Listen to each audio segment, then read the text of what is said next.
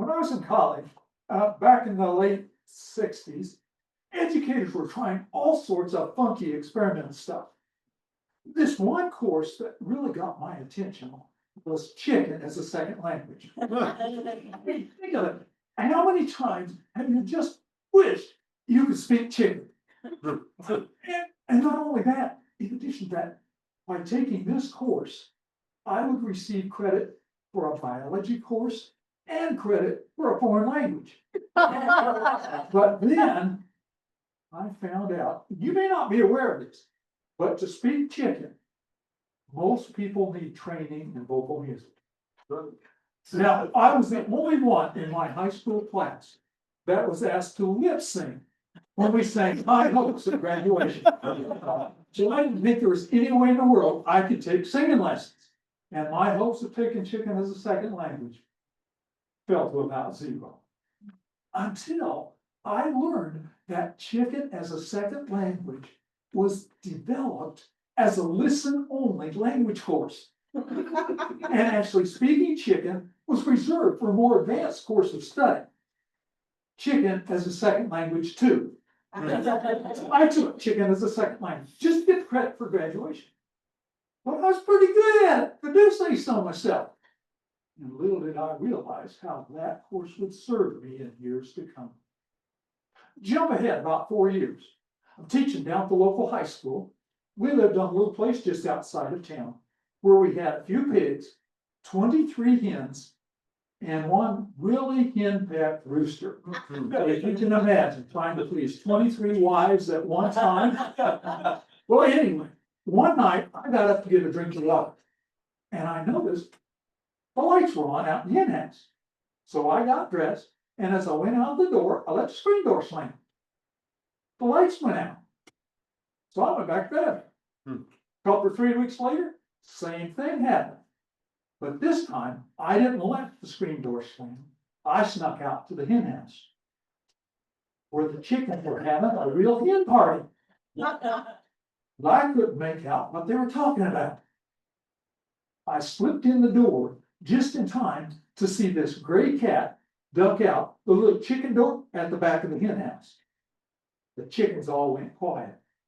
Now I figured that cat had been sucking eggs, but there were no eggshells around anywhere. But something was going on.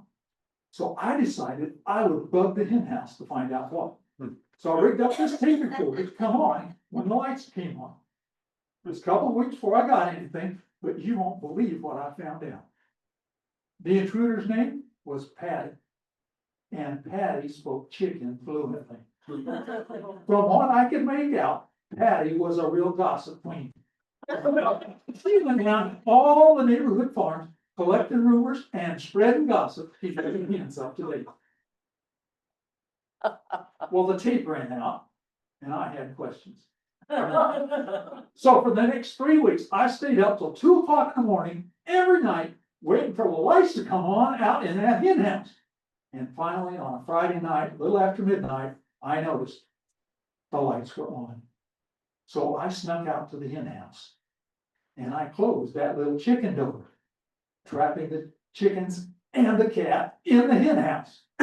Went around to the main door. I went in, I lashed it securely behind me, and there I stood face to face with one rooster, 23 hens, and a possum. Patty wasn't a cat at all. Patty was a possum. A three-legged possum, no less, with one red eye and one black eye. Well, sir, the first thing Patty did was pass out. I thought she was just plain possum. She was out cold. Those hens panicked, started running around like a chicken's head cut off. The rooster, I have to say, he remained calm for all the good it did. You can imagine a rooster trying to give beak-to-mouth resuscitation to a possum. By the way, I'm gonna tell you, it doesn't work. They just don't fit together. Well, thankfully, Patty came to on her own. She was a little groggy. She started winking at me, first with her red eye, then her black eye, then her red eye, then her black eye. Some kind of a weird railroad crossing signal. Well, gotta tell you, at this point, for the first time in my life, I wished I had taken chicken as a second language too, so I could talk chicken. But instead, I just started asking questions in my own version of chicken. Cluck, cluck, bawk. It was about that bad. Those hens looked at me like I was a blooming idiot. But then they started guessing what in the world I was trying to ask. And I helped them along with gestures and hand signals. And when they get a question figured out, they'd answer it. It was a real slow process, but here's what I found out. As a real young possum, Patty had lost a leg to an overzealous hound dog. Near death, Patty had been adopted by a little red hen over at the Brown place. So Patty grew up speaking chicken. Now, eventually, Patty got so she could get around pretty well on 3 legs, but not well enough to make it on her own in the wild. And that's why the little red hen had encouraged Patty to become the purveyor of gossip in the neighborhood as a means of supporting herself. And Patty was good at what she did too, because she also spoke cow, pig, and 27 different dialects of dog. Would have been 28, but Patty absolutely refused to talk to hound dogs. Well, sir, once I had my questions pretty well answered, I opened that little chicken door. Before Patty left, she gave us a quick rundown of the latest gossip. You know, you would be amazed at the information the animals around you are privy to. You really would. And you'd be shocked to hear what I learned about some of my neighbors. Well, before Patty left, one of the hens gave her an egg. Now, you know, possums have a pouch similar to a kangaroo. And when Patty stuffed that egg into her pouch, her right eye popped out. Oh, it's okay, really. It was a glass eye. It popped it back in before she scurried out. Well, before I left, go back in the house, I happened to hear the date of Patty's next visit. After all, this was the 70s. I was the liberated man. So gossip wasn't just for ladies anymore. You know, the next day, those hens were having a real good time. They were whispering and snickering and giggling about what had gone on the night before. Well, all but this one old biddy. There's one in every crowd, isn't there? And you know what I'm talking about? Yes, that old biddy was ranting and raving about the end of modern society as we know it today.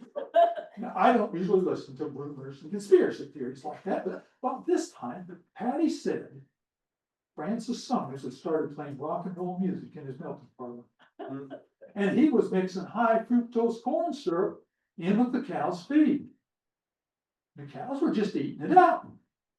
Well, word is, Francis was actually brainwashing those cows into giving milkshakes instead of whole milk.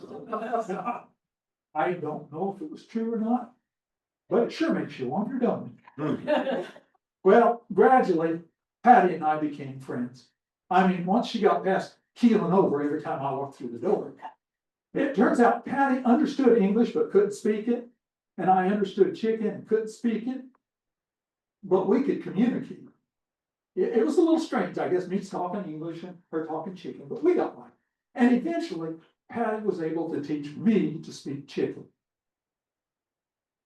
And inspired by the memory of that great achievement, I've been taking singing lessons recently because I got hopes, I got